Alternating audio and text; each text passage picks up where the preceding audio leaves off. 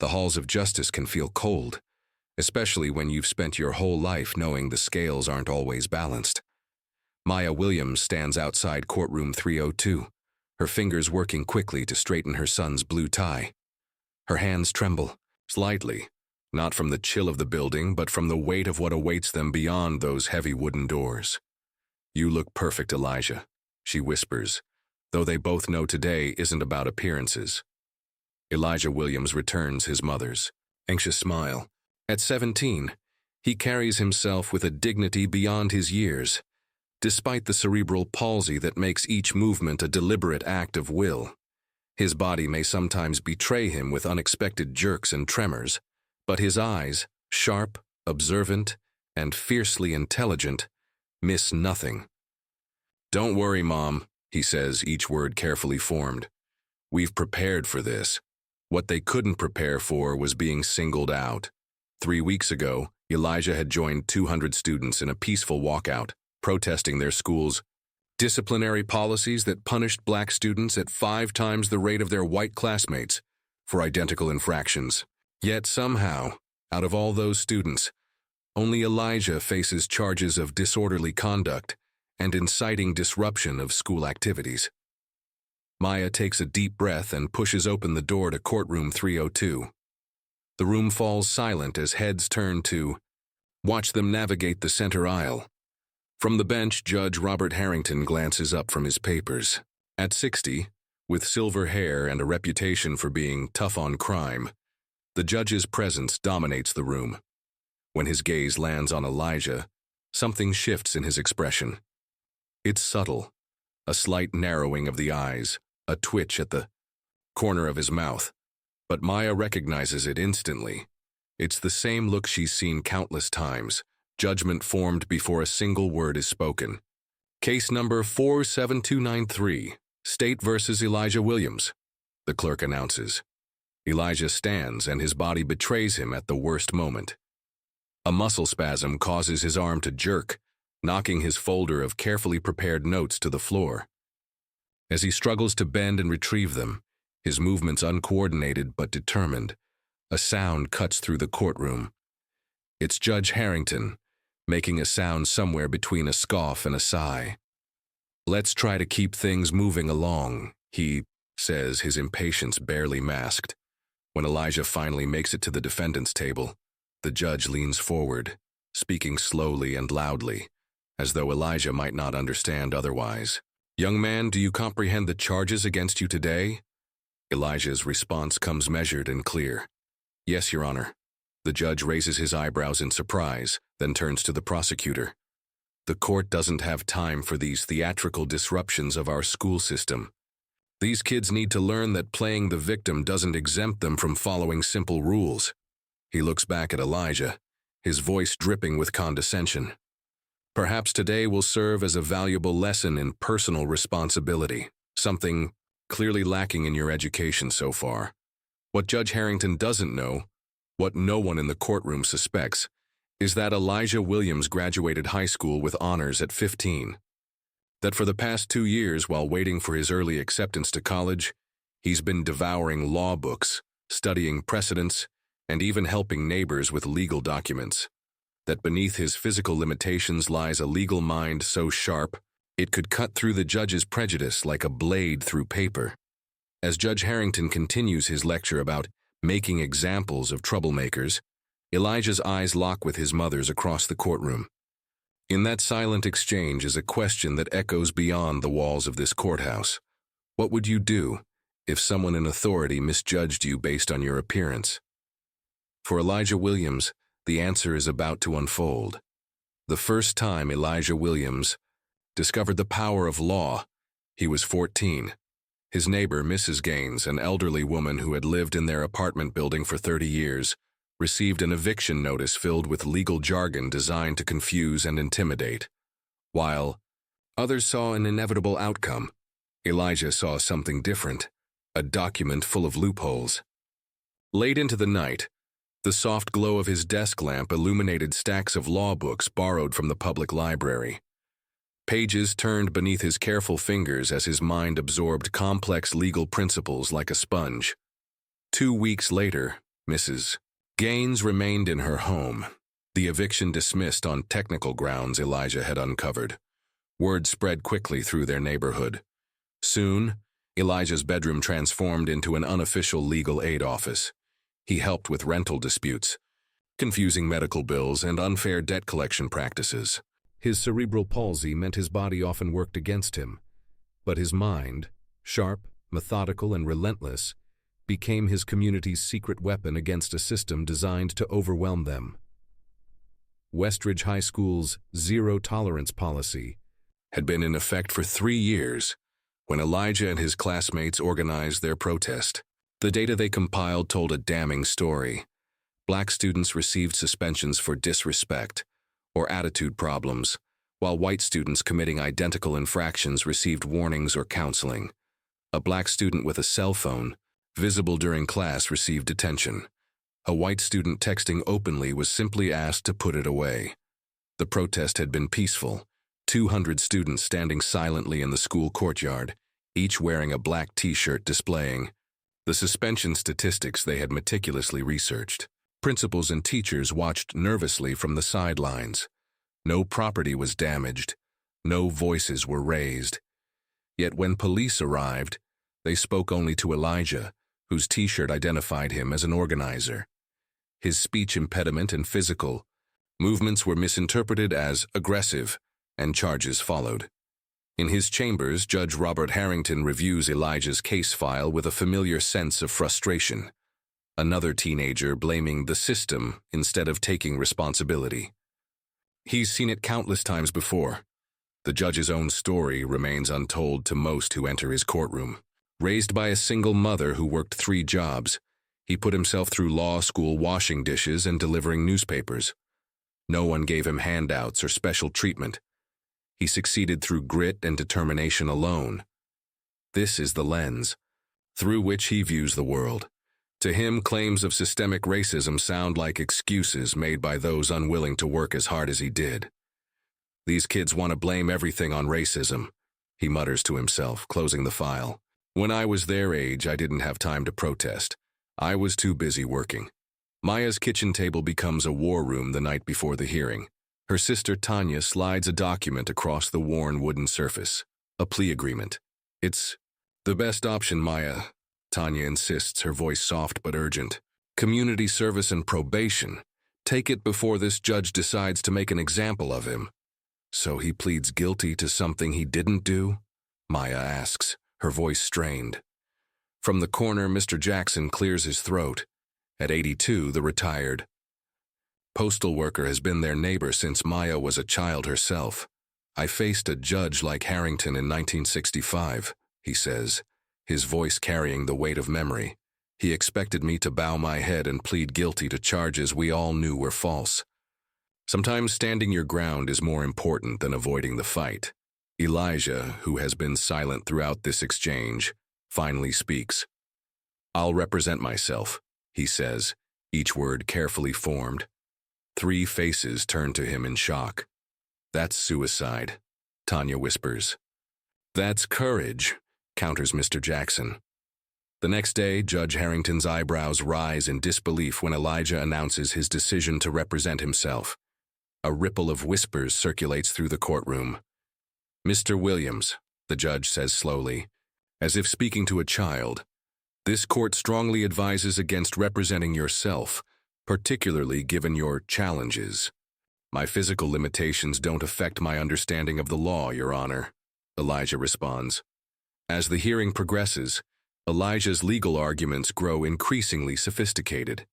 He cites relevant precedents and challenges the prosecution's evidence with precise objections. With each articulate response, Judge Harrington's irritation visibly grows. Mr. Williams, the judge interrupts after Elijah challenges a procedural issue. This courtroom operates on established rules, not internet, search and legal dramas. I'm citing Baker v. State, Your Honor, Elijah responds calmly. The appellate court's ruling established that evidence collected under these circumstances requires... I'm well aware of Baker, Harrington snaps, cutting him off. His fingers drum impatiently against the bench. Though I'm surprised you can pronounce it correctly. The courtroom falls silent, The court reporter's fingers pause momentarily over her keyboard. Even the prosecutor shifts uncomfortably. Elijah continues undeterred, methodically dismantling the prosecution's case point by point. The judge's interruptions become more frequent, his comments increasingly pointed. When Elijah cites a case that directly contradicts one of the judge's rulings, Harrington's patience finally shatters. "Enough," he thunders, his face flushed with anger. "One more word and I'll hold you in contempt. I won't have my courtroom turned into a special education class." In the stunned silence that follows, Elijah's expression remains unchanged. Not cowed, not intimidated, but calmly assessing the man who believes himself to be in complete control. The battle lines are drawn. The courtroom remains silent after Judge Harrington's outburst.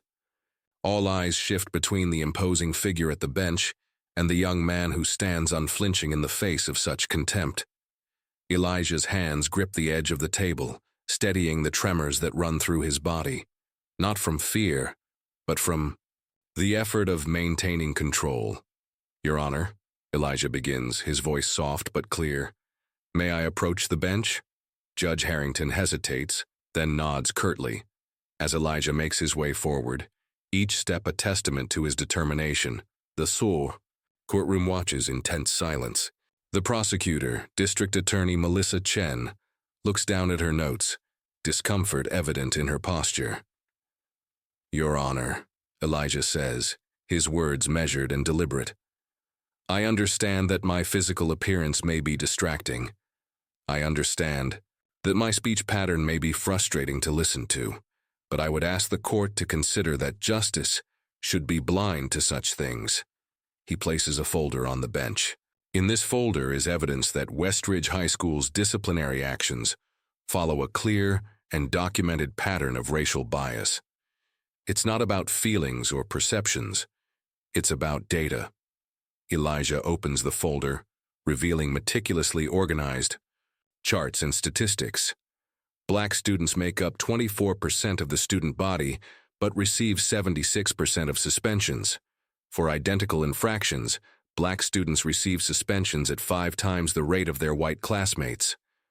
Judge Harrington's expression remains impassive, but something flickers in his eyes, the first hint of doubt. "I'd like to call my first witness," Elijah says, turning back to the courtroom. Marcus Reynolds. A well-dressed young black man rises from the gallery and approaches the witness stand. After being sworn in, he speaks clearly and confidently. "I graduated from Westridge 3 years ago. I was suspended for disruptive behavior after questioning a teacher's assertion that slavery had beneficial aspects for some enslaved people. The same day, my white classmate Jason argued loudly with the same teacher about a grade and received a warning.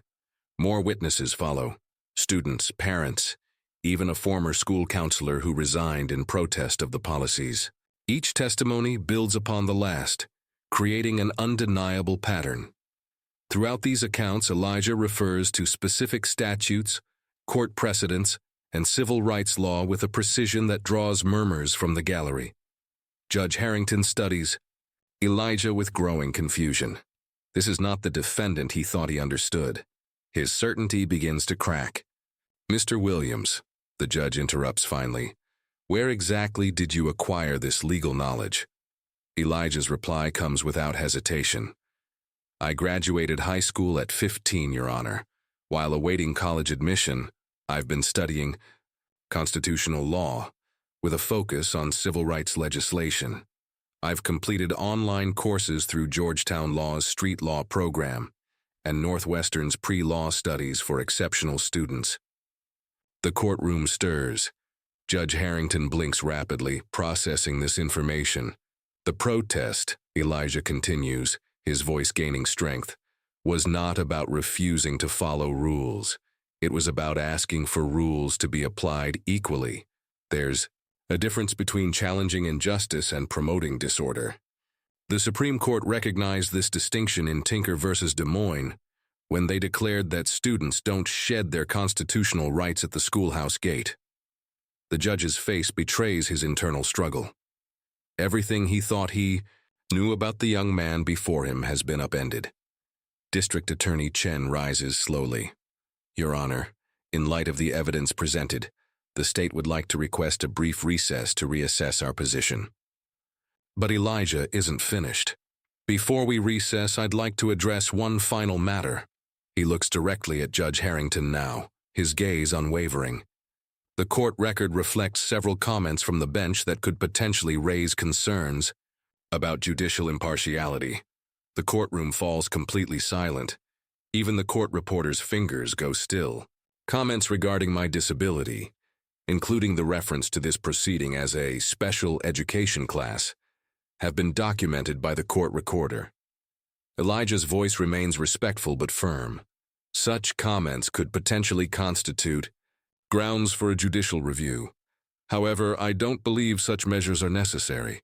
Judge Harrington's face drains of color as the implications become clear. What I'm seeking isn't personal vindication, Your Honor, but systemic change. Not just for myself, but for every student at Westridge who deserves equal treatment under the law. For the first time in his long career, Judge Robert Harrington finds himself speechless. The young man he had dismissed and mocked has revealed himself to be not just his intellectual equal, but perhaps his superior in the qualities that matter most in a courtroom: thoroughness, precision, and moral clarity. The judge's gavel comes down softly. This court will take a 30-minute recess, he announces, his voice uncharacteristically subdued. As spectators buzz with excited whispers and reporters rush from the courtroom, Maya catches her son's eye from across the room. Her face shines with tears and pride. In the back of the courtroom, Mr. Jackson nods slowly, a smile spreading across his weathered face. He's witnessed something today he wasn't sure he'd live long enough to see. The beginning of a shift in a system that had seemed immovable. What assumptions have you made about others that were proven wrong? The heavy wooden doors of courtroom 302 swing open as Judge Robert Harrington returns from recess. His robes seem to hang differently on his shoulders now, as if the weight he carries has shifted. The crowded courtroom falls silent, all eyes following his deliberate steps to the bench. When he sits, something has changed in his face.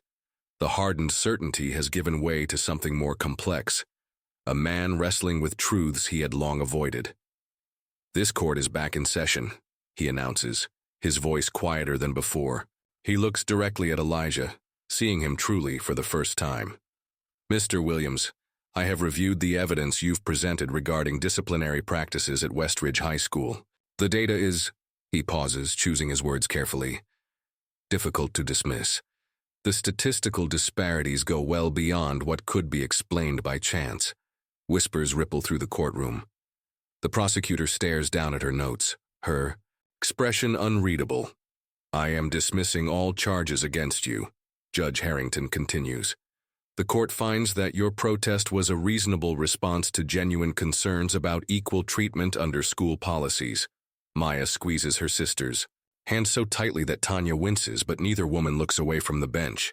However, the judge adds, raising his hand for silence as murmurs of approval spread, I would be remiss in my duties if I didn't acknowledge that dismissing these charges against one student does nothing to address the underlying issues your evidence has brought to light. He straightens the papers before him. Therefore, I am ordering the school district to conduct a thorough review of their disciplinary practices, with results to be submitted to this court within 90 days. Furthermore, I'm recommending the formation of a community oversight committee to ensure fairness in future policy implementation. The judge's gavel comes down with finality. Court is adjourned. As the crowd begins to disperse, buzzing with excited conversation, Judge Harrington does something unprecedented in his 27 years on the bench. He steps down and approaches Elijah directly. Mr. Williams, might I have a word with you in my chambers? 20 minutes later, in the privacy of the judge's wood-paneled office, two unlikely figures sit across from each other. Bookshelves lined, with legal tomes surround them, the same texts Elijah has devoured over the past 2 years. I owe you an apology, Judge Harrington says simply. My behavior was unacceptable. Elijah nods, waiting for more. I've spent my career believing I judge only on facts, not appearances, the older man continues. Today showed me how wrong I've been. The moment you walked into my courtroom, I made assumptions based on how you look, how you move, how you speak. I was prepared to dismiss everything you said before you even opened your mouth. He looks down at his hands, weathered by time and experience. That's not justice, that's prejudice, plain and simple. Recognition is the first step toward change, Your Honor, Elijah responds. Robert, the judge corrects him. In here, I'm just Robert. He pauses. Your command of constitutional law is remarkable. Have you applied to law schools? I've been accepted to 3, Elijah admits. But scholarship funding remains uncertain. Judge Harrington nods thoughtfully. I chair the Barnett Foundation's Legal Scholarship Committee. We focus on supporting exceptional students with financial need, particularly those from underrepresented backgrounds. He meets Elijah's eyes. I'd like to nominate you for our full scholarship program. He raises his hand when Elijah begins to respond. This isn't charity or guilt. It's recognition of exceptional talent that deserves development. The legal profession needs minds like yours. The judge hesitates, then continues. I'd also like to offer you mentorship, not because I think you need it, you've already proven your capabilities, but because I suspect we both have things to learn from each other. 3 months later, the hallways of Westridge High School look different. New posters announce the school's restorative justice program, featuring photographs of students and teachers engaged in community circles. In the conference room, Elijah sits with school administrators, parent representatives, and students. Before them lies the draft of a new disciplinary approach that focuses on accountability, healing, and equity rather than punishment. The key difference, Elijah explains, pointing to a diagram, is that consequences are consistent across all student demographics. The data will be published monthly for transparency. The principal, initially resistant to change, now nods in agreement. Public pressure following the court case left little room for opposition. Sometimes transformation comes not from sudden enlightenment, but from the persistent push of community demand. That evening, Maya watches her son from their small kitchen as he helps a sophomore review paperwork for a disciplinary hearing. The dining table has become the headquarters for the Student Legal Aid Initiative, a program Elijah founded to help young people navigate school disciplinary procedures. You've created something beautiful from something painful, Maya tells him later, as they wash dishes side by side. Elijah considers this. The system hasn't changed completely, he reminds her. One court case didn't end racism or ableism. Some teachers still look at me the same way Judge Harrington did at first. But some don't, Maya points out, and that judge certainly doesn't anymore. 6 months after the trial, Elijah stands at a podium in the community center, addressing a packed room on the topic of educational equity. His words flow with passion and precision as he outlines the progress made and the challenges that remain. Justice isn't a destination we reach once and celebrate, he tells the crowd. It's a path we must choose to walk every day, even when the way forward isn't clear. From the back of the room, Judge Robert Harrington listens, his expression thoughtful. He has kept his promise of mentorship, meeting with Elijah twice monthly, to discuss cases, legal theory, and increasingly, their differing perspectives on justice. Their conversations are sometimes uncomfortable, occasionally heated, but always genuine, a microcosm of the difficult dialogues necessary for real change. As Elijah concludes his speech, a thunderous applause fills the room. The camera pans, across faces of various ages and backgrounds, all united in this moment of possibility. The road ahead remains long and uncertain, but tonight, in this room, the belief in transformation, both personal and systemic, feels tangible. Maya watches from the sidelines, her heart full of complex emotions, pride in her son's brilliance, lingering anger at a system that tried to diminish him, cautious hope for the changes beginning to take root, and vigilant awareness that tomorrow will bring new battles. As the crowd disperses, the question lingers in the air like a challenge and a promise. How can we challenge systems of injustice while still believing people can change?